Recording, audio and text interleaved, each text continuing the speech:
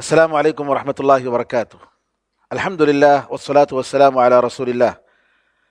أخوكم آركي نور محمد آركي محي الدين، خريج كلية الحديث قسم فقه السنة، مرحلة الدكتوراه، عام 1422 هجرية، عام 2002 ميلادي.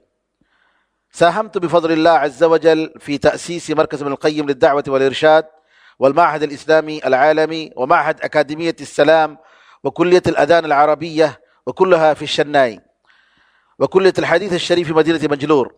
كما ساهمت بعون الله في إقامة معرض ومؤتمر السلام برؤية الإسلام الذي استفاد منه الآلاف وأسلم فيه مئات من الرجال والنساء.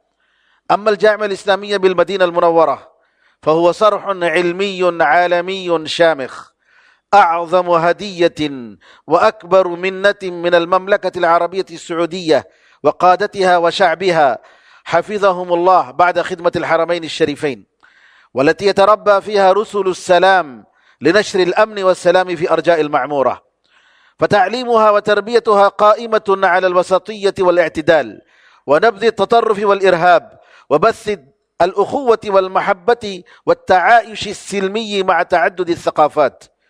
أما جهود الجامعة الإسلامية في شبه القارة الهندية فاستيعابها يحتاج إلى مجلدات بل مكتبات، فجهود الخريجين متنوعة والحمد لله، مثل إنشاء مدارس وجامعات ومراكز ومؤسسات علمية ودعوية، وتأليف وترجمة كتب، والعمل في وسائل الإعلام المقروءة والمسموعة والمرئية، وتدريس في الجامعات، وإلقاء خطب الجمع، والمشاركة في الندوات والمؤتمرات.